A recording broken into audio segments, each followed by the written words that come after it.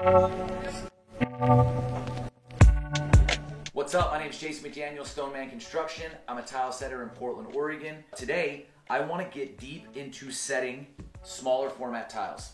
3x6, 4x8, 4x12, 4x16. They are so popular right now in this industry. The first thing I look at when I walk into a job that has small format tile like that, I look at the lines. How crisp are the lines? Is it level? Is it straight? Is it flat? Is it true? Obviously, prep is everything. Pi, that's something we say a lot around here. When here at Stoneman Construction, when we prep a floor or a wall, any substrate we're working on, it's got to be within a 1/16 of an inch, an 1/8 of an inch over 10 feet. I'm definitely going to have a video talking about the how-tos of that. How do you get your substrates flatter? For today, we're going to talk about a technique in setting small tile, and what I call it is smashing. There's a lot of names for it, but that's my name for it.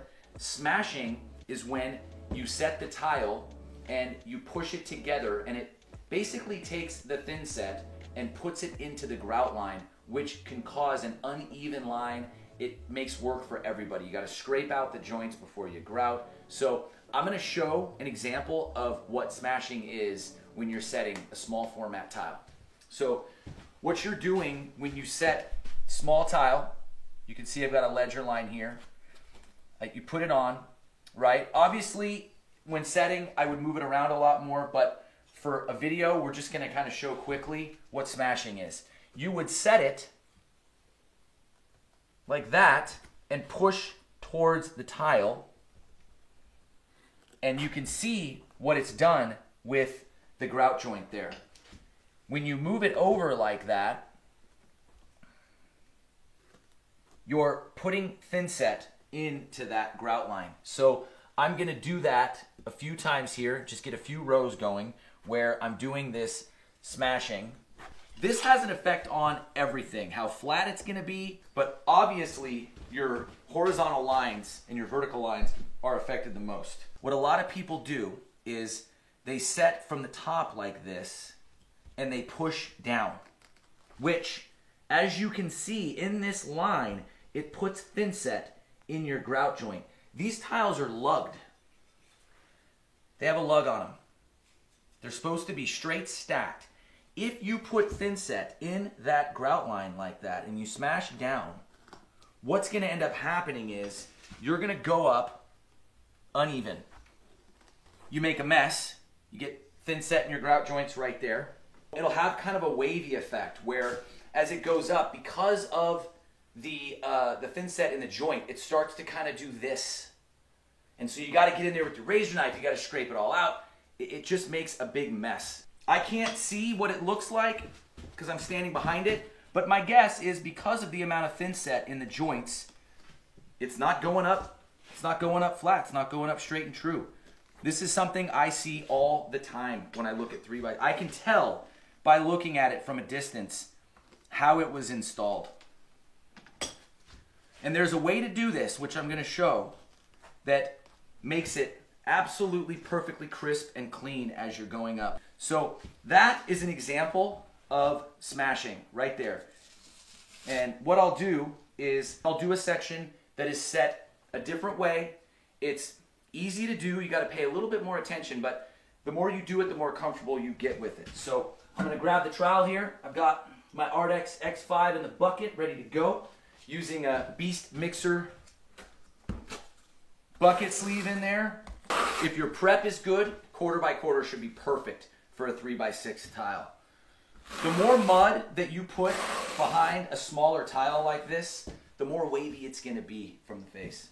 Now, here's how I would set a 3x6 tile. What you do is you set it on the face and you roll it back like that. So again, I'm going to show you. Set it on the face and roll it back like that. And what it does is it keeps the thin set from oozing through that line. At the end of the day, what we're trying to do as business owners and tile setters, we're trying to save money, right? We're trying to save time and money. So if your finish guy goes in and has to spend 4 hours of that day scraping out grout joints and sponging it all off. And I mean, to me, that's a waste of time. This right here is a time saver. With 3x6, it's good to do 4 courses on the back wall, 4 courses on the left wall, 4 courses on the right wall. That's important. What you don't want to do is the entire back wall, especially if you're smashing. Because when you start joining those left and right walls, you're going to miss and you're going to have to be wedging it.